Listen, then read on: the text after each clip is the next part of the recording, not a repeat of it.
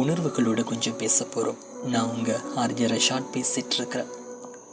உன்னை நீ உண்மையாய் நேசித்து விடு, மனதினில் உயரிய எண்ணத்தை விதைத்து விடு, விதைத்தவைகளை நீ நல்லதாகவே அறுவடை செய்து விடு.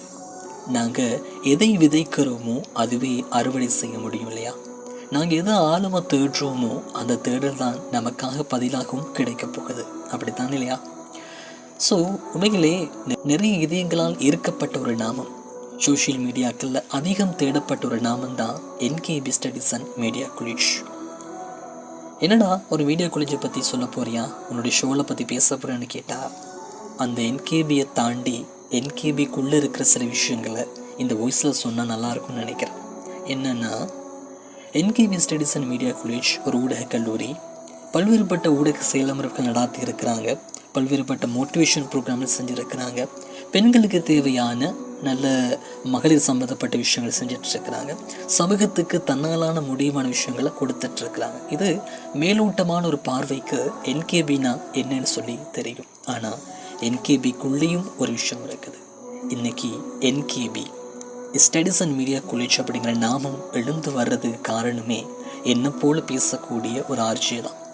அந்த ஆர்ஜிக்குள்ளே எழுந்த சில கனவுகள் தான் இன்றைக்கி என்கேபியாக நனவாகி இருக்கிறது. அன்னைக்கு அவர் விதைத்த விதை தான் இன்றைக்கி அறுவடை செய்துட்டு இருக்கிறாங்க NKP studies and media college மூலமாக. ஆரம்பத்தில் சொன்ன மாதிரி எதை விதைக்கிறோமோ அதுதான் நாங்கள் அறுவடை செய்ய முடியும். அன்னைக்கு அவரு கண்ட கனா, அந்த கனாவுக்கான அடித்தளை விதையை விதைத்தவர் இன்னைக்கு பல்வேறுபட்ட சமூகத்துக்கு பல்வேறுபட்ட பல விஷயங்களை கொடுத்துட்ருக்கிறாங்க. ஸோ என்கேபியில் நிறைய கிளாஸஸ் நடக்குது, கோர்சஸ் நடக்குது, அப்படி இருக்கட்டும், நான் அதை பற்றி பேச வரலை. ஆனால் அதுக்குள்ளே சில இருக்கிற சில விஷயங்களை இந்த ஷோ மூலமாக பேச போகிறேன். அதுதான் என்ன ரொம்ப வியக்க வச்ச ஒரு விஷயம். இன்றைக்கி சமூகத்தில் ஒரு கல்வியை கற்கணும்னு சொல்லி அந்த கல்விக்கான ஒரு ஏற்பாடுகளை செஞ்சு கொள்ள முடியாத அளவுக்கு இருக்கிறவங்களுக்கு குறைந்த செலவில் தன்னுடைய கல்வியை கொடுத்துட்ருக்கு, அதுவும் இலவசமாகவே கொடுத்துட்ருக்குது அப்படின்னு சொல்லலாம். அதை தாண்டி இன்றைக்கி சமூகத்தில் விதவையாக இருக்கக்கூடியவர்கள், அனாதையாக இருக்கக்கூடியவர்கள், யார் தாய் தந்தையர்கள் இழந்தவர்கள், அல்லது தாய் தந்தையை இழந்துட்டு தவிக்கக்கூடியவர்கள், அல்லது தந்தையோ தாயோ யாரோ ஒருவர் இழந்து தவிக்கக்கூடியவர்கள், கல்வியை தொடர முடியாதவர்களாக இருக்கிற பட்சத்தில் அவர்களுக்கான எந்த கல்வி தேவை முக்கியமோ அந்த கல்வி தேவையை நிறைவேற்ற செய்து கொடுக்கக்கூடிய ஒரு கல்லூரியாக மாறி இருக்கிறது இந்த NKP studies and media college. So நான் பார்த்து இந்த விஷயம்.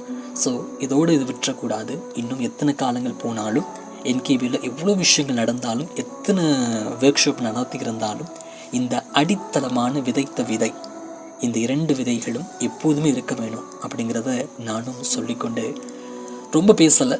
நான் பேசுகிறதுக்கு ஒரு இடம் வெயிட் பண்ணிகிட்டு இருக்குது.